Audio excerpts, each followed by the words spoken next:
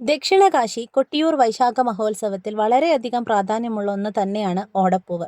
എന്തുകൊണ്ടാണ് ഇതിന് ഇത്രയേറെ പ്രാധാന്യം അർഹിക്കുന്നതെന്ന് നോക്കാം. ദക്ഷയാഗം നടത്തിയ പുണ്യഭൂമിയാണ് കൊട്ടിയൂർ.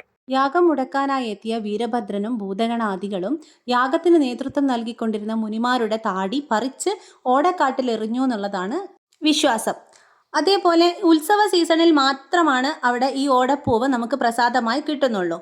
ബാക്കി കാര്യങ്ങൾ നമ്മൾ ഈ കാണുന്ന തങ്കൻ ചേട്ടനോടൊന്ന് ചോദിച്ചറിയാം. ഉത്സവം തുടങ്ങിയ പിന്നെ ഇതായിരിക്കും അല്ലേ? ഇതെങ്ങനെയാ ചെയ്യാന്ന് പറഞ്ഞുതരോ?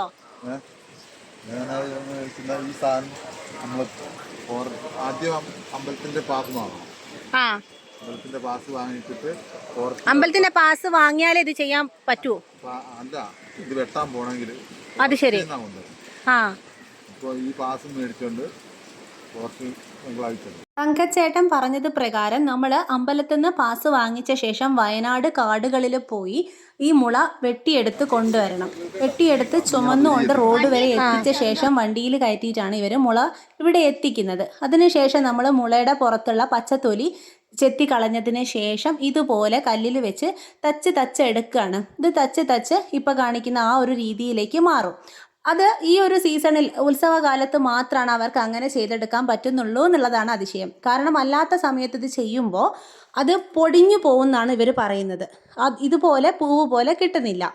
ആ ഒരു തച്ച് കഴിഞ്ഞതിന് ശേഷം നമ്മൾ ഇതിനെ വെള്ളത്തിലിട്ട് ഇതിൻ്റെ കറ കളഞ്ഞതിന് ശേഷമാണ് ഇതുപോലെ കമ്പിച്ചീർപ്പ് വെച്ചിട്ടാണ് ഏർന്ന് ഈ ഒരു രൂപത്തിലേക്ക് എത്തിക്കുന്നത്. ഇവിടെ വൃത്തിയാക്കിയതിന് ശേഷം നമ്മൾ ഈ ഒരു പൂവിനെ തിരിച്ചു വയ്ക്കുന്ന സമയത്ത് അതൊരു ഓടപ്പൂവ് പോലെ തന്നെ നമുക്ക് കിട്ടുന്നത്. വെള്ളത്തിലിട്ട് കറ കളഞ്ഞില്ല എന്നുണ്ടെങ്കിൽ നമുക്ക് ഈ പൂവ് ഈ ഒരു കളറിലായിരിക്കില്ല കിട്ടുക. മഞ്ഞ അല്ലെങ്കിൽ റെഡ് കളറിലേക്ക്, ചുവപ്പ് കളറിലേക്ക് ഇത് മാറിപ്പോവും. അപ്പോൾ ഓരോ ഓടപ്പൂവും ഇവർ ഇത്രയധികം എഫേർട്ട് എടുത്തിട്ടാണ് നമുക്കിത് ചെയ്ത് വീടുകളിൽ തൂക്കാനായിട്ട് സാധിക്കുന്നത്. വീടുകളിൽ തൂക്കുന്നതിൻ്റെ ഒരു പിന്നിലെ കാര്യം എന്ന് പറഞ്ഞു കഴിഞ്ഞാൽ വീട്ടിൽ ഐശ്വര്യം വരാനും വാസ്തു ദോഷങ്ങളുണ്ടെങ്കിൽ അത് ഇല്ലായ്മ ചെയ്യാനും ഒക്കെ സഹായിക്കുന്നു എന്നാണ് പറഞ്ഞു കേട്ടിട്ടുള്ളത്. പക്ഷെ ഞാൻ മനസ്സിലാക്കുന്നു, നമ്മളുടെയൊക്കെ അഹങ്കാരം, ഉള്ളിൽ എന്തെങ്കിലും തരത്തിൽ അഹങ്കാരം ഉണ്ടെങ്കിൽ അത് ഇല്ലായ്മ ചെയ്യാൻ വേണ്ടി നമുക്കൊരു ഓർമ്മപ്പെടുത്തലായിട്ടാണ് അത് തൂക്കിയിടുന്നതെന്നാണ് ഞാൻ മനസ്സിലാക്കുന്നത് കേട്ടോ.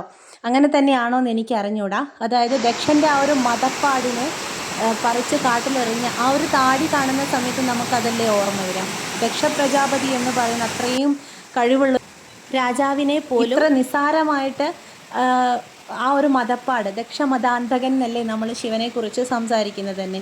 അപ്പോൾ അതുപോലെ നമ്മൾ ഓരോരുത്തരുടെയും ഉള്ളിൽ എന്തെങ്കിലും തരത്തിലുള്ള ഒരു അഹങ്കാരമോ ഞാനാണ് കേമൻ എന്ന ബോധമോ അഹംബോധം ഇതൊക്കെ ഉണ്ടെങ്കിൽ അതൊന്നും ഇല്ലാണ്ടിരിക്കാൻ വേണ്ടി വീടിന് മുന്നിൽ ഇത് തൂക്കിയിടുന്ന സമയത്ത് എപ്പോഴും ഒരു ഓർമ്മപ്പെടുത്തലായിരിക്കും എന്നാണ് എൻ്റെ ഒരു വിശ്വാസം. ആ ഒരു വിശ്വാസത്തോട് കൂടിയിട്ടാണ് ഞാനിത് വീട്ടിൽ തൂക്കിയിട്ടുള്ളത്. അപ്പോൾ ഓടപ്പൂവ് നമ്മൾ കൊട്ടിയൂർ വരുന്ന ഓരോ ആളുകളും ഒരെണ്ണമെങ്കിലും വാങ്ങിയിട്ടാണ് തിരിച്ചു പോകുന്നത്. നമ്മൾ വണ്ടിയിലാണെങ്കിലും വീട്ടിലാണെങ്കിലും ഷോപ്പിലാണെങ്കിലും ഒക്കെ അത് ഏറ്റവും കാണുന്ന വിധത്തിൽ അവിടെ തൂക്കിയിടുക എന്നുള്ളതാണ്. കൊട്ടിയൂർ വിശേഷങ്ങളുമായിട്ട് ഞാൻ ഉടനെ അടുത്തൊരു വീഡിയോ ആയിട്ട് പെട്ടെന്ന് വരാം കേട്ടോ.